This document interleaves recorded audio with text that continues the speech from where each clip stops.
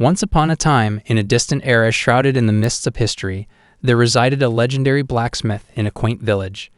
This remarkable artisan was the proud proprietor of a modest store where he displayed and sold his exquisite hand-forged ironware. One fateful day, destiny conspired to smile upon him as he clinched a momentous contract, a contract that would change the course of his life. In the midst of an unrelenting war that cast its shadow over the land, the blacksmith was presented with an extraordinary opportunity. He was bestowed the honor of crafting weapons for the kingdom of Cairo, a task that would not only bolster his reputation but also elevate his social standing.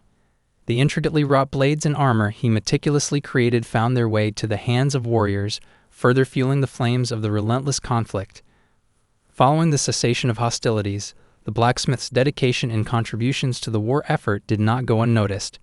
In recognition of his invaluable service to the kingdom, he was graced with a peerage, ascending to the position of a baron.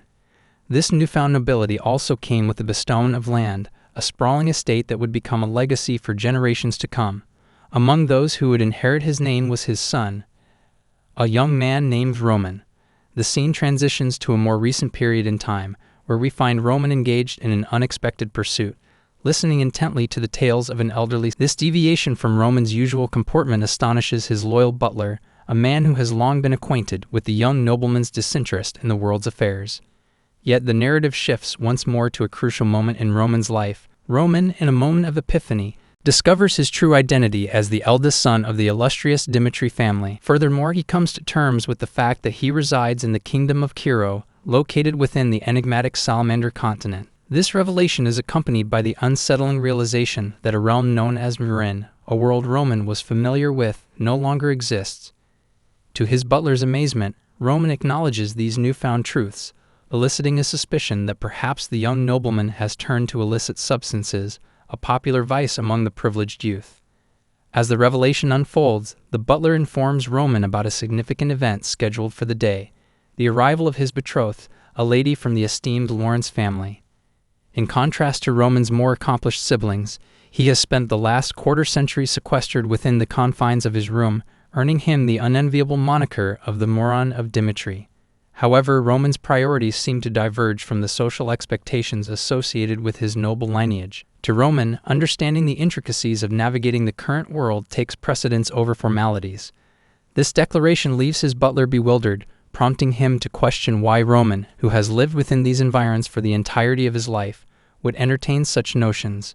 Undeterred by the enigma surrounding Roman's sudden change of heart, the butler remains steadfast in his duty to serve the young nobleman. Then we come to the present, where Roman is talking with the old man, and the old man have told Roman everything he knows. Roman thanks the old man and tells him that it was huge help, and he will reward him later for this.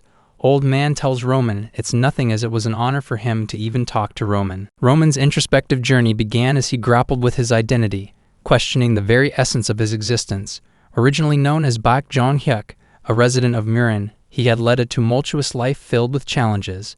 After fulfilling every life's mandate, he had embraced his inevitable demise. However, his existence took a sudden and bewildering twist, thrusting him into the unfamiliar persona of Roman Dimitry. Roman, now lost in a labyrinth of his thoughts, pondered whether this transformation was orchestrated by the divine, or if it was a form of divine punishment for rejecting ascension. Amid this existential contemplation, the tranquility of the moment was shattered by distant shouts that emanated from outside the walls of Roman's residence. Rushing to investigate, he discovered a scene that sent a chill down his spine. A red-haired man, a humble fruit vendor, was being mercilessly assaulted by 3 aggressors as a horrified crowd watched helplessly. The savagery of the attack was appalling, with the perpetrators showing no mercy. As panic rippled through the bystanders, in this dire moment, Roman's loyal butler, ever vigilant, stepped forward to assess the situation. His eyes widened in disbelief as he noticed a distinctive fang-shaped tattoo on the assailant's arm. Roman couldn't stand by idly. He stepped forward and inquired about the unfolding chaos. The butler informed Roman that these attackers were known as the Bloodfangs, a notorious usury group whose nefarious operations extended beyond the confines of the Dimitry territory. It appeared that the red-haired vendor had fallen victim to their ruthless extortion practices. As Roman's curiosity grew, he suddenly vanished from the butler's side, heading towards the assailants with an air of determination. He implored them to cease their brutality. The Bloodfangs, however, dismissed Roman's plea with contempt, asserting that nobility held no sway over their actions. The butler, concerned for his master's safety, admonished Roman not to meddle with these dangerous individuals. Roman, unwilling to let injustice prevail, turned to his butler, Hans, seeking a comprehensive explanation of the land's legal system and the consequences for those who transgressed it. Hans was taken aback by the request, as it was unconventional for someone of Roman status to engage in such matters. The revelation that the red-haired vendor had incurred a debt and was subjected to the Blood Fang's illicit enforcement left Roman with a sense of urgency. Moreover, Roman's status as the eldest son of the Dimitry family added a layer of complexity to the situation. Disrespect towards him constituted a grave offense, one that could potentially warrant capital punishment in accordance with the region's legal framework. The Blood Fangs, upon hearing this, exchanged uneasy glances as Roman declared their violation of the law.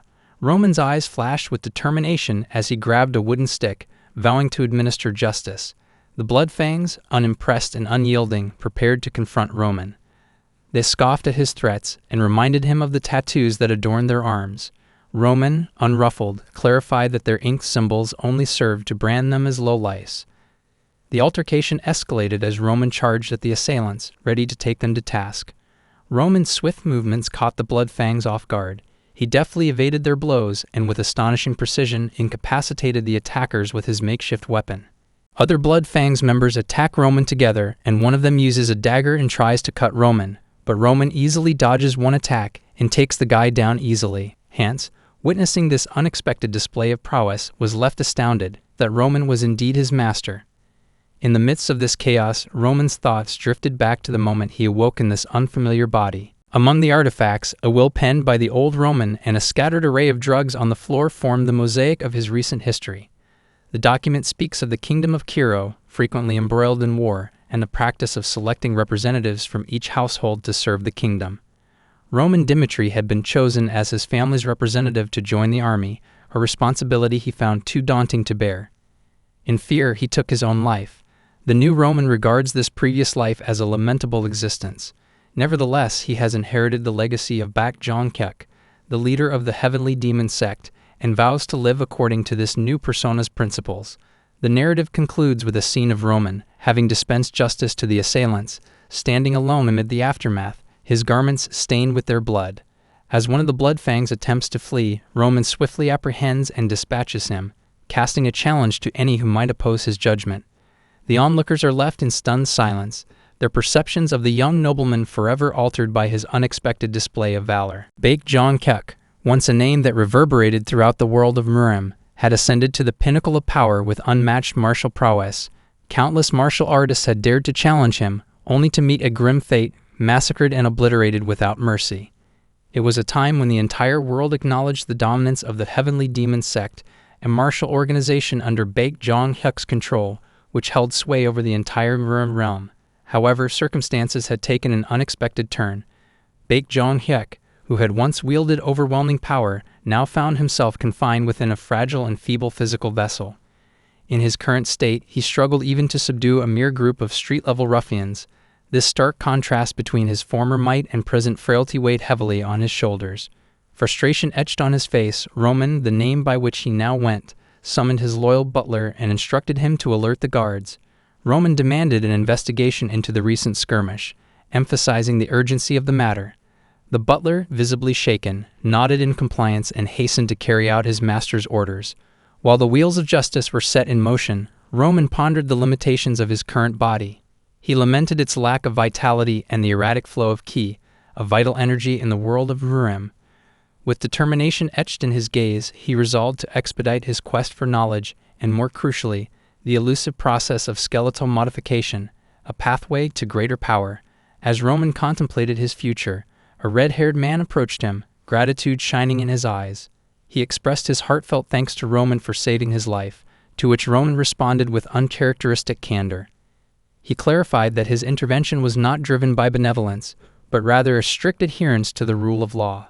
The Blood Fangs, the group Roman had confronted, had transgressed the boundaries of legality, and he had meted out punishment accordingly. Roman further informed the red-haired man that he was not exempt from scrutiny, urging him to provide a truthful account of the events that had transpired. The red-haired man, whose name was Kevin, agreed to share his story. He revealed that his parents had borrowed money from the Bloodfangs to acquire land for farming, with the intention of repaying the debt through the sale of their crops. However, the Bloodfangs had resorted to a malicious act of destroying their entire harvest, rendering it impossible for the family to meet their financial obligations. Kevin had since learned that this vile act was motivated by the syndicate's sinister intent to prey upon his younger sister. He emphasized the injustice of their situation, as his family had always lived modestly and refrained from causing harm to others. Kevin implored Roman to help rescue his sister from the clutches of the Bloodfangs. In that moment, as Roman gazed into Kevin's eyes, he sensed the presence of a latent demon, a memory from his past. The recollection stirred within him, and he asked for Kevin's name, curious to know more about the man before him. Kevin, his voice tinged with gratitude and vulnerability, introduced himself, initiating a connection that would likely have far-reaching consequences. Roman assured Kevin that he would verify the veracity of his account and ensure that justice prevailed. Grateful for Roman's intervention, Kevin expressed his heartfelt thanks. As Roman left the scene, he couldn't help but feel that this chance encounter with Kevin might lead to a long and meaningful relationship. The narrative transitions to a different setting, where a luxurious carriage advances along a well-trodden path. Inside the carriage, Lady Flora, the passenger, contemplates her recent turn of fate. Just a month ago, she had received the shocking news of an arranged marriage with the Dimitry family. Her father, bearing a grave countenance, had delivered the decree, explaining that their family's land faced imminent disaster, and this union was the sole avenue to navigate the impending crisis. Flora, initially taken aback by the suddenness of the arrangement, voiced her concerns about becoming a member of the Dimitry family. She expressed her dismay, citing the Dimitry's mining background as a stark contrast to her own upbringing. Her father, weighed down by the circumstances, offered his apologies, acknowledging the arduous decision he had been compelled to make. Now, in the present moment, Lady Flora has arrived at the Dimitry territory, expecting to wed the second son of the family, who had shown promise and a bright future. However, her expectations crumble as she learns of an unforeseen twist. The eldest son of the Dimitry family, Roman Dimitry, asserts his claim to her hand in marriage. Roman, commonly known as the moron of the Dimitry family, is notorious for living a life of indulgence and luxury. As Flora walks alongside him, she resolves to confront him about the situation, determined to voice her refusal. Turning to face him, she implores Roman to reconsider the marriage. In response, Roman surprises her by stating that he has no qualms about canceling the engagement, an unexpected acquiescence. Stunned by this turn of events, Flora inquires about Roman's reasons. In a nonchalant manner, Roman confirms his readiness to annul the engagement. He clarifies that, as the purported moron of the Dimitry family, he possesses neither the ambition nor the desire to enter into a marriage with her.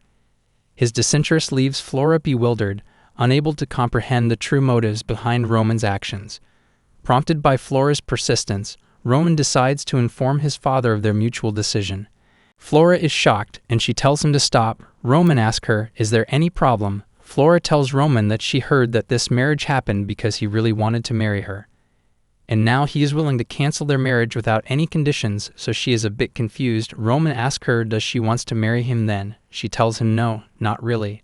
Roman tells her then let's not cause each other any more problem, so now we both agreed to cancel the marriage and that's all there is to it. And Roman tells her that he will take full responsibility for breaking the engagement. Flora is surprised hearing this. Roman tells her that he has already called the moron of the Dimitrys, so it's not a big problem to also be called a divorced man.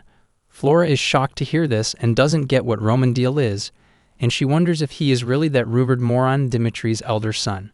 As he enters his father's office and delivers the news of the broken engagement, his father's reaction is far from what Roman had anticipated. Faced with a surge of anger, Roman's father chastises him for jeopardizing an arrangement that held the potential to elevate the Dimitry family's standing as nobility. His father underscores the importance of the marriage and expresses his disappointment in Roman's inability to fulfill even this simple duty as the eldest son. Roman, unflinchingly resolute, tenders his apologies, but his father's fury shows no signs of abating. In a fit of rage, he hurls a cup in Roman's direction, the vessel narrowly missing its target, but drawing blood on his forehead. His father's reprimands continue, stressing that this marriage was intended to secure a better future for their family. In an act of genuine contrition, Roman beseeches his father for forgiveness, acknowledging the gravity of his actions. However, his father's response is unwavering. He reminds Roman that the engagement had offered an opportunity for Roman to marry a noblewoman of his choosing and thus fulfill his familial obligations. Instead, Roman's defiance has jeopardized his own future. Moreover, his father reveals knowledge of Roman's recent altercation with the Bloodfangs, an encounter that had reportedly ended in Roman's favor. Yet Roman's father dismisses the veracity of these claims, suspecting that someone else had intervened on his behalf. He underscores the magnitude of the problem, emphasizing that the Bloodfangs are a formidable group that even he, as the patriarch of the Dimitry family, cannot easily contend with. In a final admonition, Roman's father informs him that he will be conscripted for military service in 6 months. He turns to Roman, inquiring whether he has any response to these circumstances. Roman, unwavering and resolute, quietly conveys his acceptance of the impending conscription, offering no objections.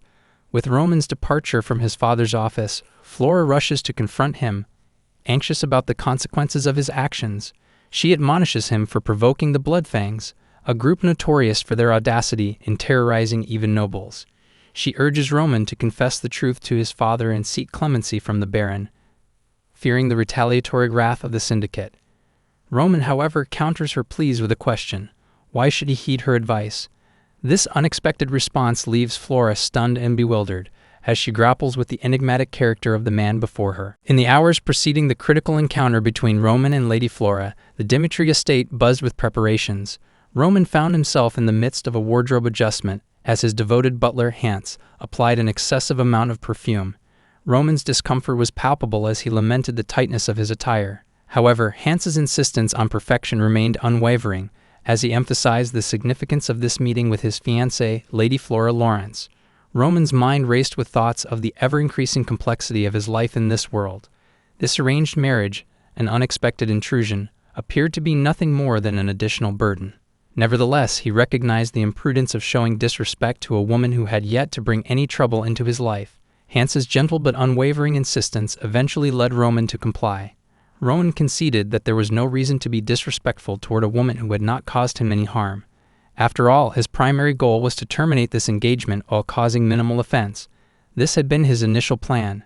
As the narrative transitions to the present, Roman finds himself engaged in confrontation with Lady Flora, a confrontation that reveals her perceived arrogance. Shocked by Roman's directness, Lady Flora listens as he explains his perspective. He conveys his understanding of her position, acknowledging that she might not have considered the full extent of his circumstances when he initially suggested breaking off the engagement. However, he highlights that she has no right to interfere with the decision he has now taken. Both of them are to part ways, tending to their own affairs. Flora is left speechless by the abruptness of this separation.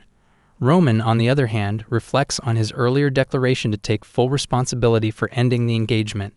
He intended this assurance to preempt any subsequent discussions or complications related to the dissolution of their arrangement. Yet he also held a desire to distance himself from her. Roman believed that this would mark their final encounter, as he departed, leaving her to contemplate the turn of events.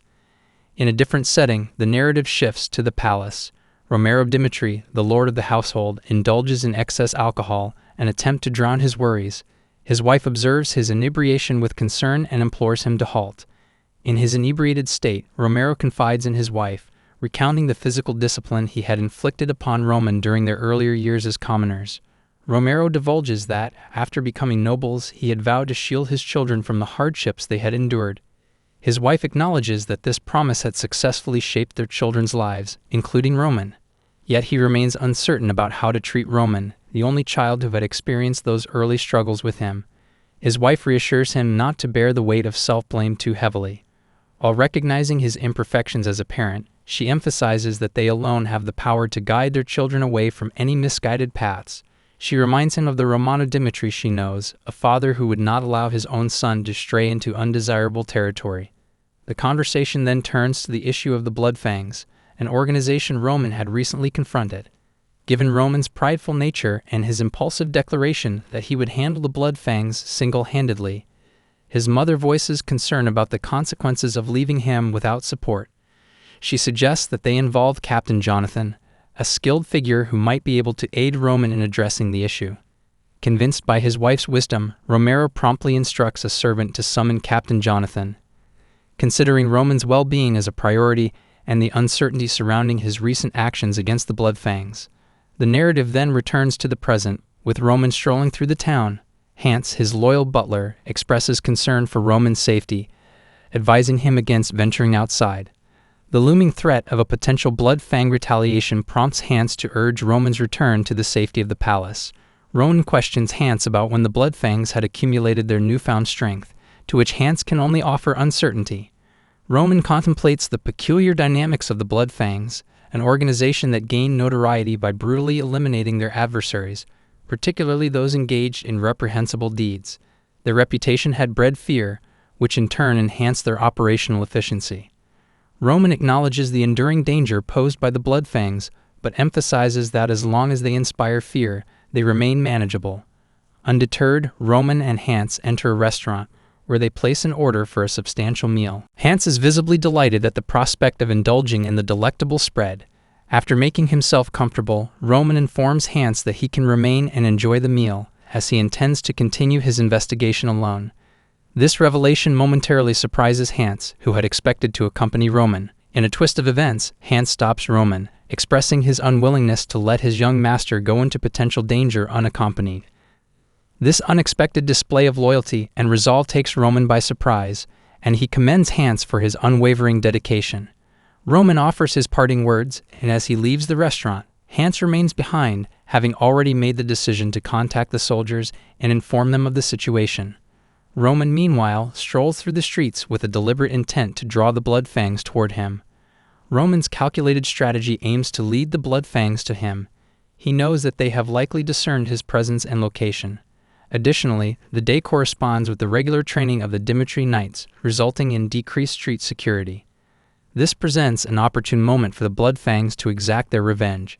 As Roman ventures through the town, deliberately leaving a trail to be followed, he finds himself suddenly ambushed by an assailant armed with a dagger.